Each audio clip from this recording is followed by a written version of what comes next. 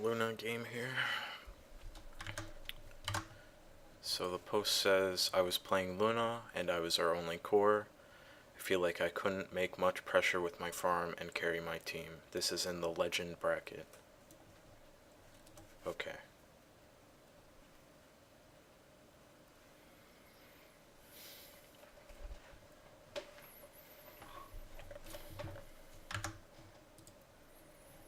So you were playing a Luna.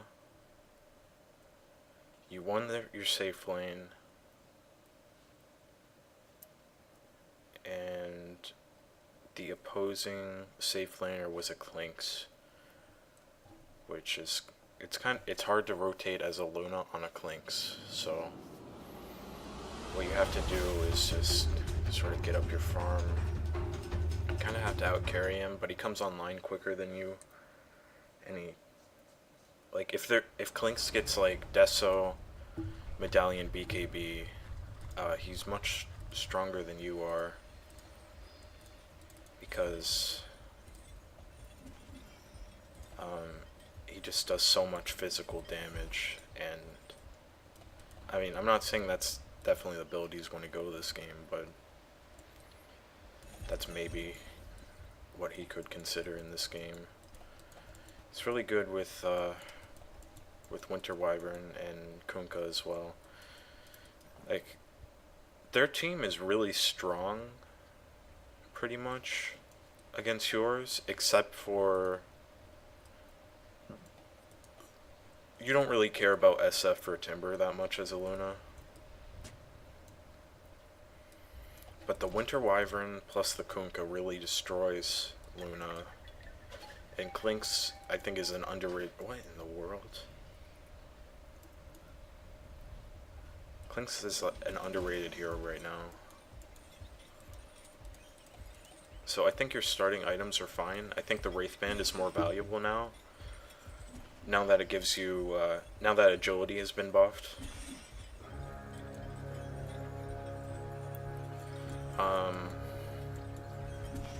Maybe, like, because this is going to be a lane, right, where you're tri-laning against a Timber Saw, so you don't really need to worry about having that much regen.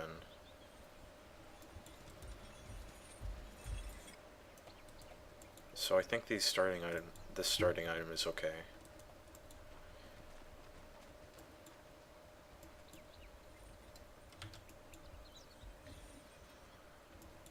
So the first step to having a good lane against Timber is to make sure that your creep equilibrium stays in control.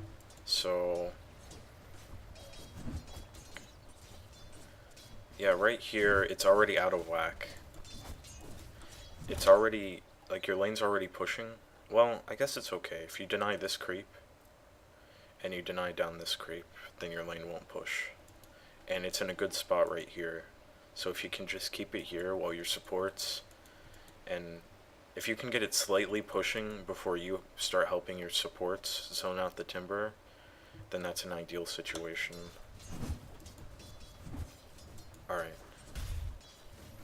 It was kind of worrying when his melee creep died so quick, but it looks like it's going to be in a good spot and your range creep is going to die here.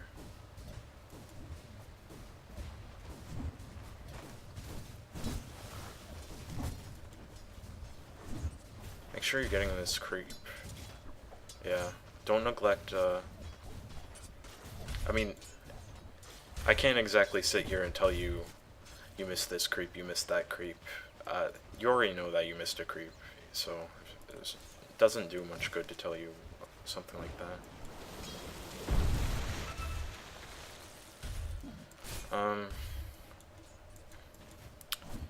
You were probably tanking the creeps a little bit too much there.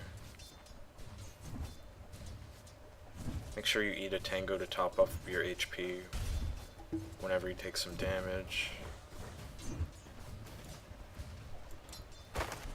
Yeah, just when you have this low amount of regen, you just need to be pretty careful about tanking creeps, especially as one of these sort of squishy agility ranged heroes, like Drow or Luna, or even Razor. Although you get armor, as an agility hero, you get armor so quick now that maybe it doesn't apply so much to Luna or these other melee heroes so much. I would have liked, if you're going to use the courier, whenever you use the courier as a safe laner, I like to just ferry myself out a bit of regen, like an extra tango every time. So right now you only have one tango left, so it's kind of difficult for you to really trade hits with the Timber, just because of he's going to have more regen than you because of reactive armor. And you are going to ferry yourself out of tango, but you could have, you know, just waited for a couple extra CS and ferried it out with your Ring of Basilius there.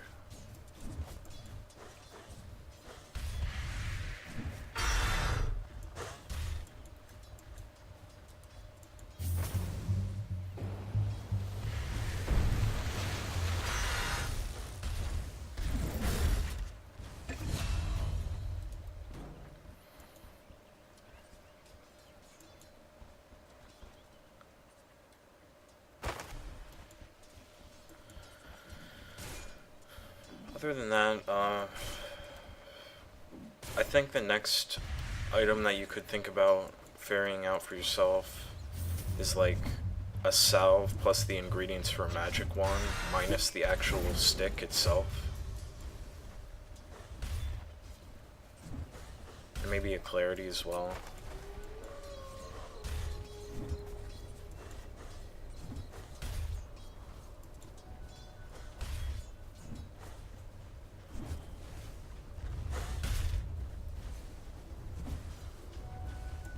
So in a lane like this, where it's pretty difficult to actually harass out an enemy, you're probably better off just using Lucent, like just taking as little harass as possible yourself and just using the Lucent Beam to get any CS that you can't get, and really focusing on those denies to create a level advantage for yourself, because you do have about 30 damage on him, so there's no reason why you can't get these denies when you've got a 30 damage advantage.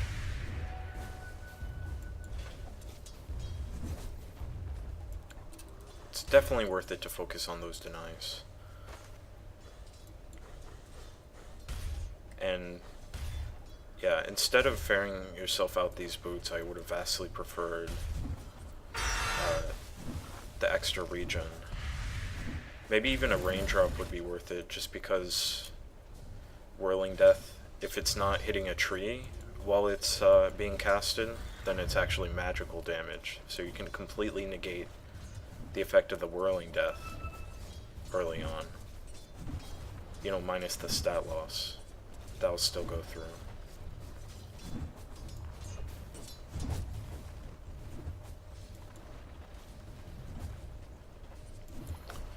So, in a lane like this against Timber, where it's difficult for you to get to the side shop, yeah, and you actually you're sending yourself boots and a full magic wand, when you could get boots here, you could get the magic stick here, and you can give yourself like a salve, plus a clarity, plus a tango, plus a raindrop or something, I don't know, something similar to that, where you ferry yourself out more regen, so you can actually stay in the lane.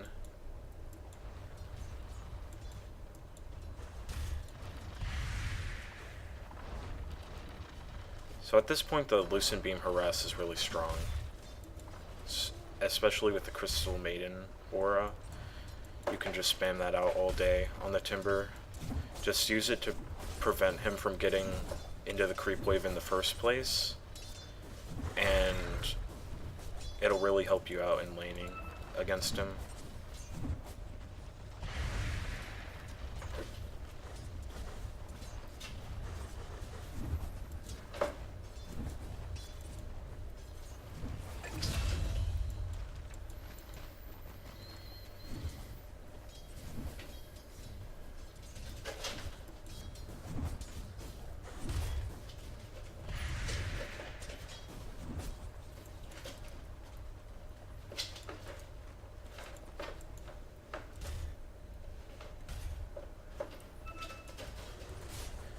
think the Belt of Strength here is fine. A lot of times on agility heroes, I'll get the Band of Elven Skin, just because, like, the Band of Elven Skin is really value now. Sometimes before I would get the Gloves of Haste first, like on a hero like Faceless Void or something like that, to get that extra attack speed up quicker, but the Band of Elven Skin is so value now. It gives you like 7.5 attack speed or something, and it gives you over a full point of armor, 6 damage. It's a really nice item to just accelerate yourself towards the rest of the power treads.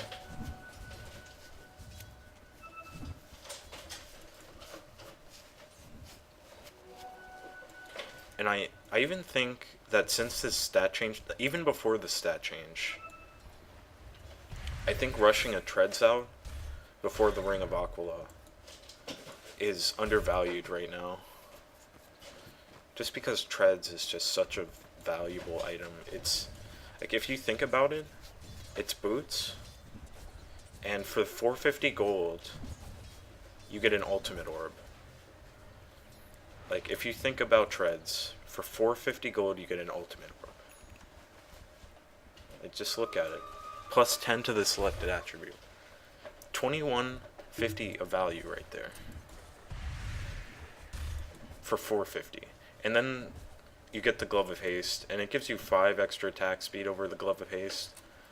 So it's essentially, you know, like a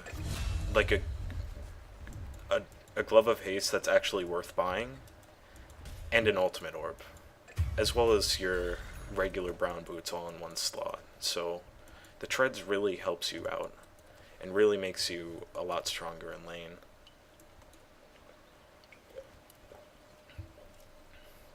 Plus, if you have it on agility now, you just get two extra armor. It's pretty crazy. Just get 2 armor for having it on agility treads. That's pretty insane.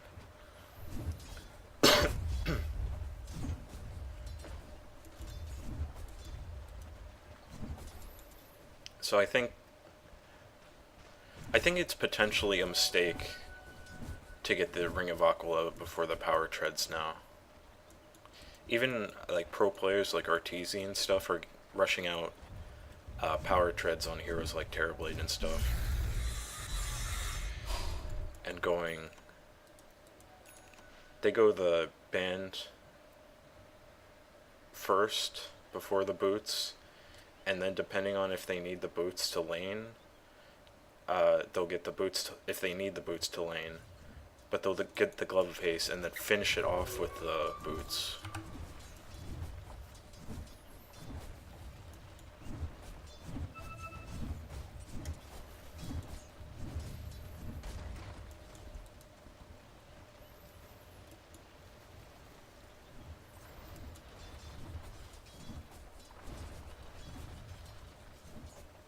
I personally,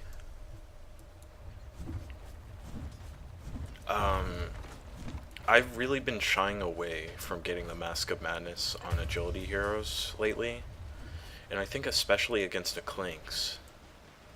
Like, just imagine you pop your Mask of Madness and then all of a sudden Clinks goes on you. You're giving him, it's -8 armor with the, yeah, -8 armor. That's more minus armor than a Desolator by 2. So if he goes on you when you have Mask of Madness popped, that increases his damage by a lot, especially if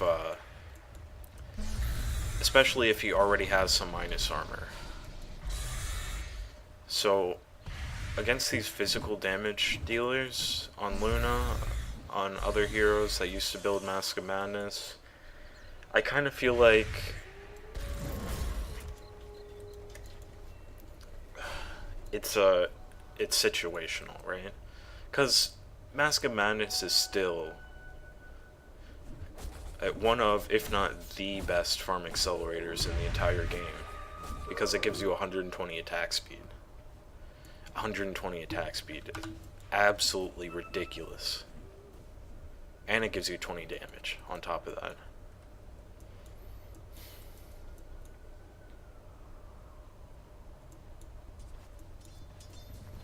So, a replacement for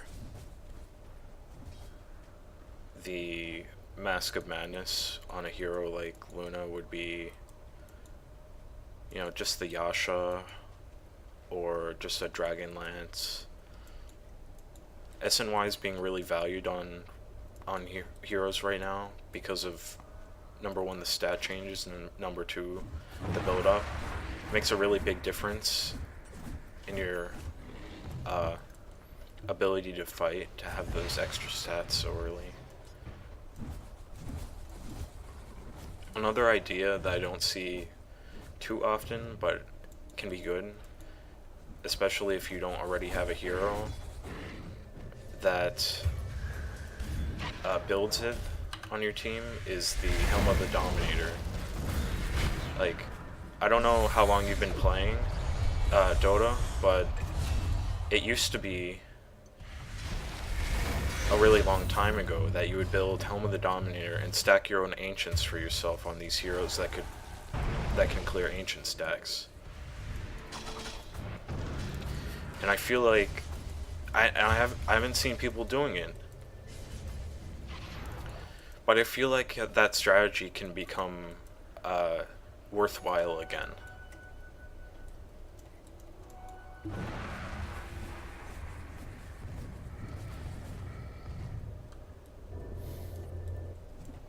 So, I'm actually thinking of starting to try it out in my own pubs, like on heroes like Luna,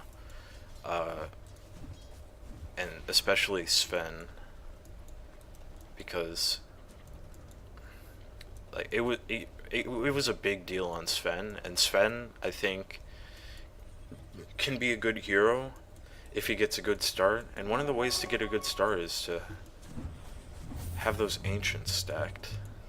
But your teammates are usually so busy that they can't stack them for you these days.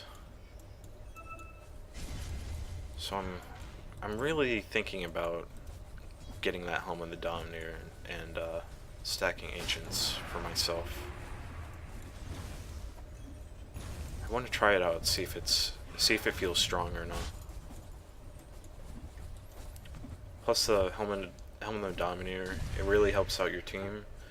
8 HP regen aura, 20 attack speed aura, and gives yourself, you know, 2 stats and 5 attack speed. It's not... plus later on, after you clear the camp a couple times, you can switch it to like an Alpha Wolf and have it follow you around, or you can get a Frost Ogre, have it follow you around. If you're against a Pango, you can get a Troll Creep and stop his ultimate with your net. You can, you know, you've got so many options with these creeps. The creeps' abilities are very strong. Most creeps' abilities are like the equivalent of like a level 3 or 4 hero ability, or like a level 2 or 3 hero ability or something like that.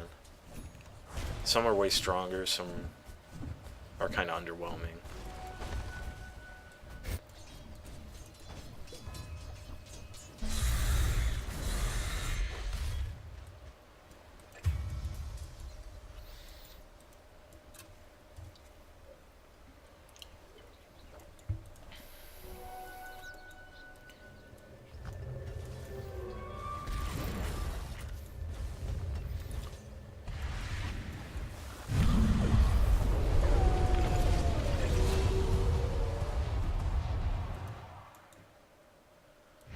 I think that rotation was absolutely fine.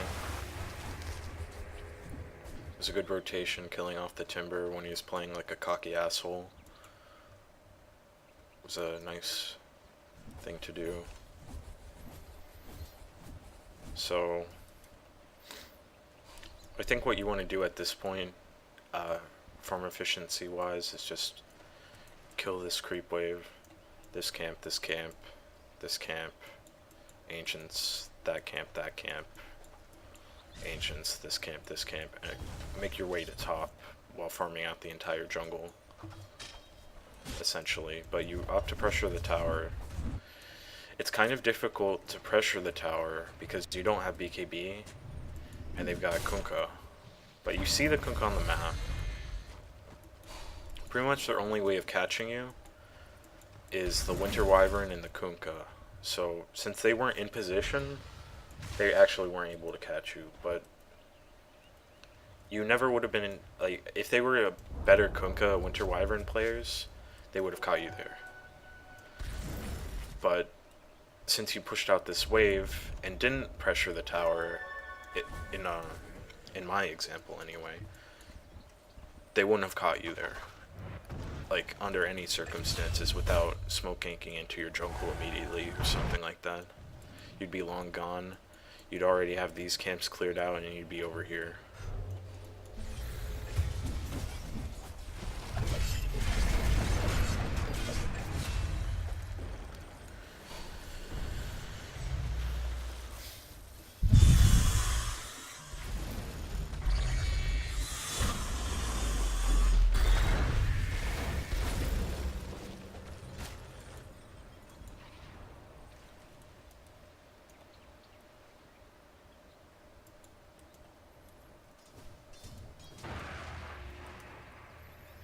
Yeah, after that fight you should have ran to this lane and pushed it out, and then ran back to the jungle and did your rotation and farmed your way top and pushed out this and farmed these camps.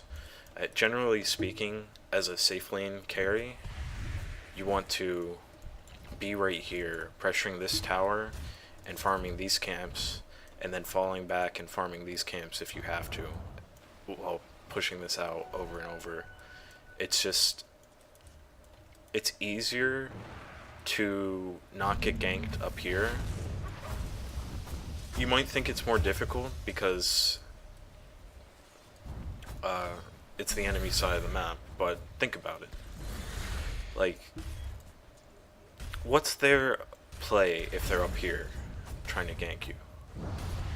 If they kill you, maybe they don't kill you. What do they do next?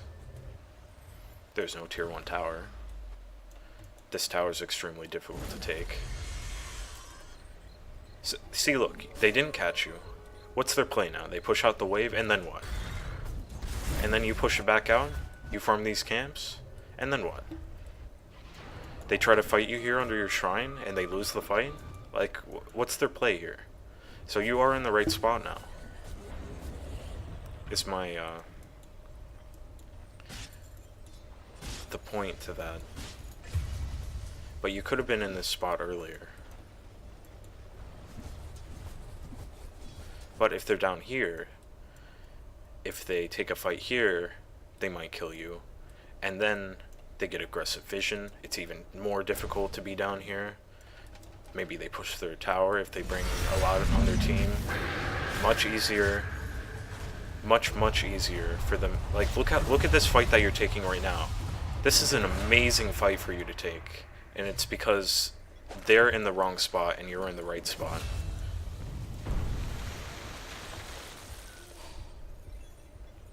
They didn't have their Shadow Fiend up here because he had to deal with this wave bottom. Their wave mid is pushed in. It's extremely bad for them to be up here fighting you guys. And it really paid off for you. So now, you're getting their tier 1. Once your creeps get there, you could potentially get some aggressive vision, and maybe the AA probably should have wards and be doing that right now. Completely free to do so since you just want to fight. And generally speaking, you want to be up here on their side of the map, because like I was talking earlier, say they gank you up here, and they take a fight, and they win the fight, what do they do next? Push this wave all the way out and get this tower? Unlikely. Come mid tower all the way from over here? Probably somebody from your team is already over here pushing it out. Go Roshan? Well, you're on Radiant. You TP here, you TP here, you TP here, and you fight them at Roshan. So the way that you're playing right now is pretty correct.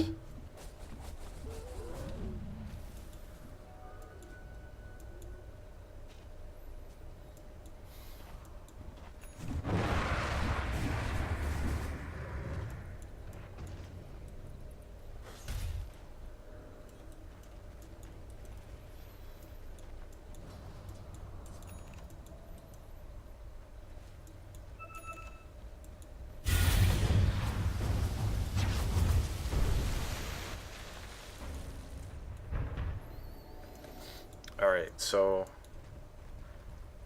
let's ask the question. Why did this Pangolier just die? He was on the wrong side of the map is the answer. He was over here. It's extremely easy for them to have good vision of this area. They've got a Clinks who has an Orchid. So if you're over here, you're basically asking it to get killed. So you can be over here if you see the Kunkka and the Winter Wyvern on the map, because you've got Manta style, so you can live very easily against the Clinks.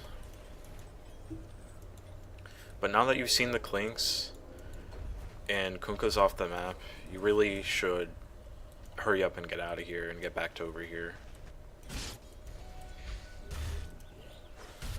Look at where they are right now. They're poised on the bottom lane.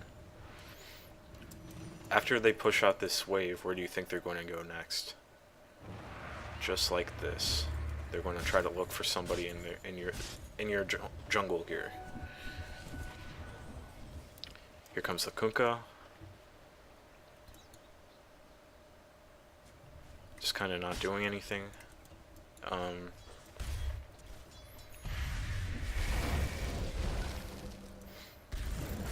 Looks like you're slowly heading towards the right side of the map again, which is good. You remember the fights that you guys took that were good all happened up here.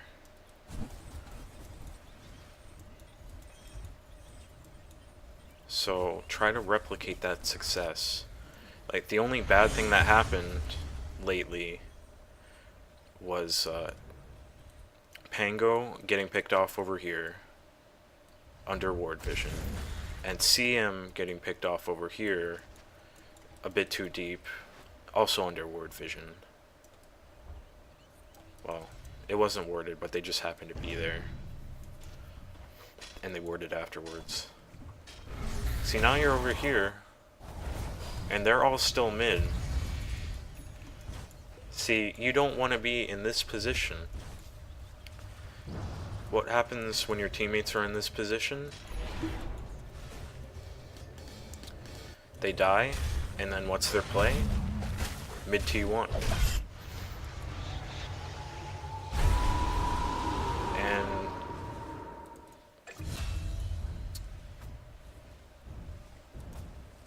I think you should have had BKB by now.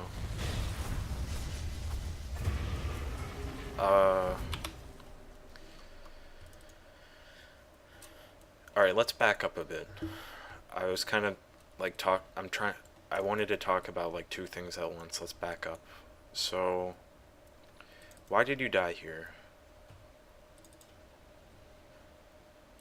It's not because you were out of position. If anything, your teammates were out of position and you were in the right position, which by association makes you out of position. Like, imagine your whole team was here and you take a team fight. Imagine SF Yules is you. You already have BKB. You don't die to the Yules combo. And your team just comes up here and just straight up dumpsters them with your BKB level 3 ult.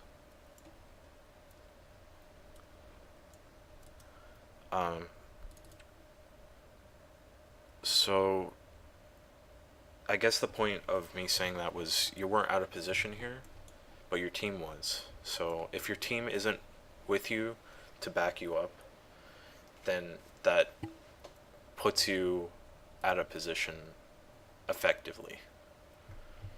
So, the next point I want to make is I think this Hurricane Pike Manta style build isn't that great. And here's the idea I have behind that, which is look at the heroes you're up against here. You're up against Clink's Orchid. He doesn't have a. Sure, he's got a lot. He's got a lot of physical damage, but he doesn't have a shitload because he's not going the Deso medallion build. And he doesn't have BKB. There's Winter Wyvern. If you don't get cursed yourself during BKB, if you walk into the curse, it doesn't affect you. The Shadow Fiend. He wouldn't Blink Yule.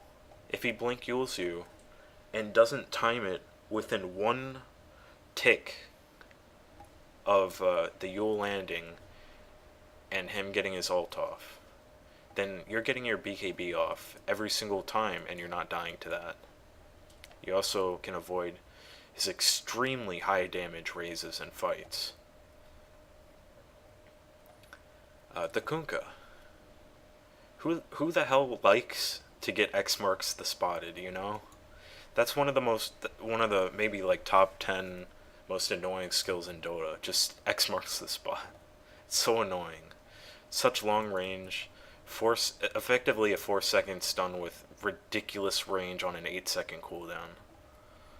So, having this extra 3,000 gold here, extra like 2,500 gold here, is effectively providing you with nothing against their team. You can see how that's the case, right?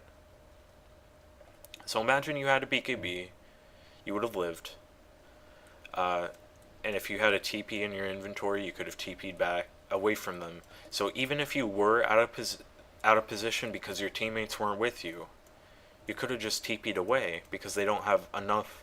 Like, sure, they've got physical damage, but they don't have enough to burst you down in the 3 seconds because they don't have like a shitload of minus armor, and you've got like 31 armor, right? So you not having your BKB at this point in the game is hugely detrimental to your own gameplay and your own ideas of where you want to go in this game. So I feel like I just said a lot of words, and I'll sum it up by saying in this particular game I would have gone the Manta Pike, not the Mask of Madness, and I would have gone the Manta Pike BKB build. I'm not sure yet if the Helm of the Dominator is good yet, but you don't actually need that much sustain on Luna farming jungle and pushing out waves. So maybe ferry myself out of salve here and there, ferry myself out of clarity, but really just maximizing my farm, maybe even getting an SNY, and then going into the BKB. And then after that, like, you could have maybe you don't even get the pike, the dragon lance anymore. Maybe just go straight for the SNY into the BKB, into the butterfly. That's pretty much like the standard ranged agility core build right now, and for good reason. It's very strong.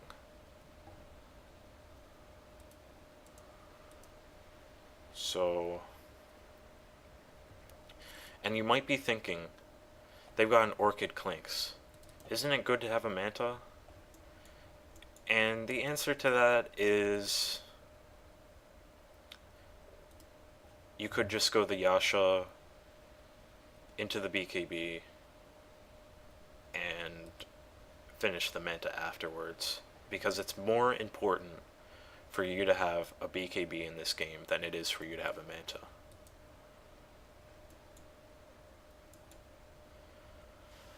Moving on.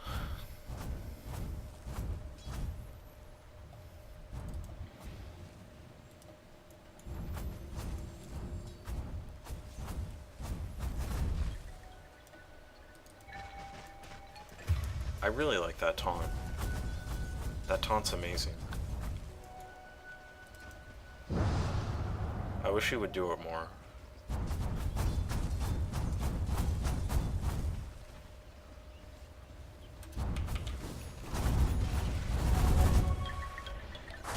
Alright, so let's see what you do.